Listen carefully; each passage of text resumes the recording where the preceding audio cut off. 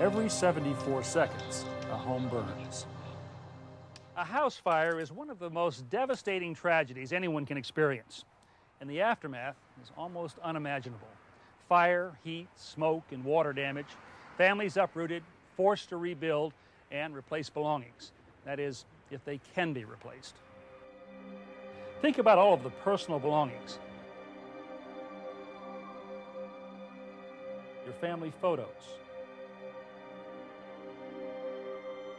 antiques, other treasures that have been passed down for generations, jewelry, china, your child's favorite toy.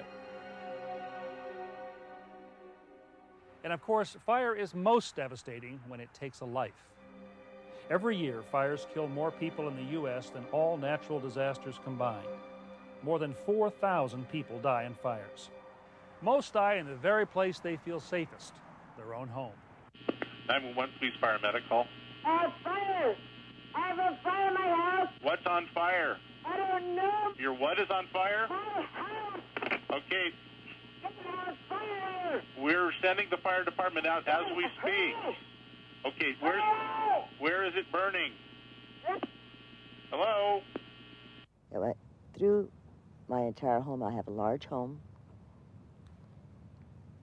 Clear through my kitchen, my utility room, the small bathroom, everything is black. Just that quickly, you are homeless. You are homeless. It's been pretty rough on us. And I'm lucky that we have some friends we've been staying with, and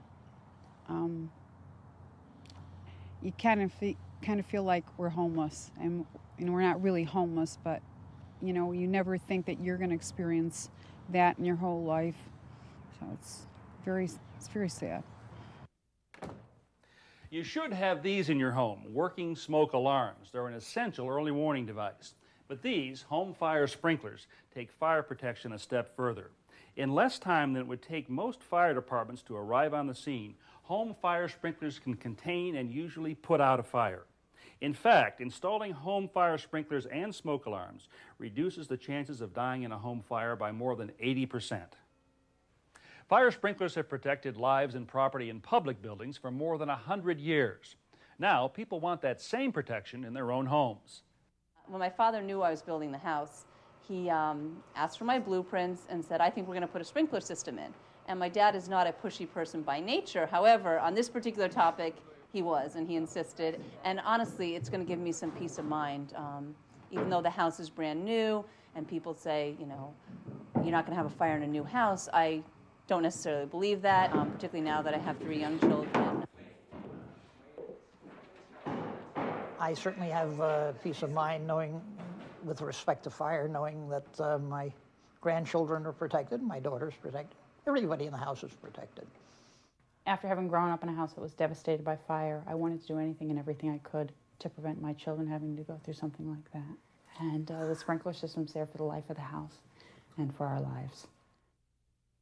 Let's take a look at a typical residential fire sprinkler system. Now, like the plumbing in a house, a fire sprinkler system is a network of piping that runs in the ceiling and behind the walls. Sprinklers will be installed on ceilings or walls. Only one sprinkler will be needed for most rooms. 2 or 3 will protect a larger room. Each sprinkler is individually activated at a temperature somewhere between 135 and 165 degrees. The sprinkler releases the water, extinguishing the fire. There's a common misconception that the entire sprinkler system can be activated at one time. That's not true.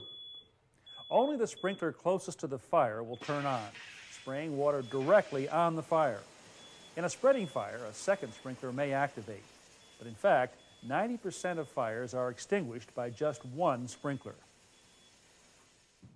And there's another misconception, that a sprinkler can accidentally discharge, causing water damage.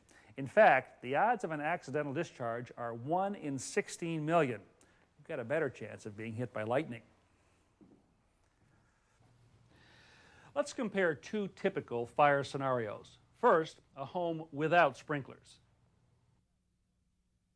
The smoke activates the smoke alarm. Your family follows the escape plan you've prepared. You exit your home and call 911. In 3 to 4 minutes, ceiling temperature reaches 1,000 degrees and visibility is reduced to 0.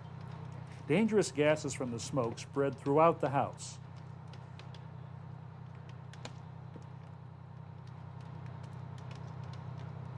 In less than 5 minutes, the entire room is engulfed, and the fire starts to spread into the rest of the home. Depending on where you live, within 5 to 10 minutes after calling 911, the fire department arrives. Windows are broken, and the fire department cuts holes in the roof to fight the fire. Using their hoses, they spray 250 gallons of water per minute from each hose on the fire. After the fire has been extinguished, smoke has blackened everything. Most of your personal belongings are destroyed. There's water damage everywhere.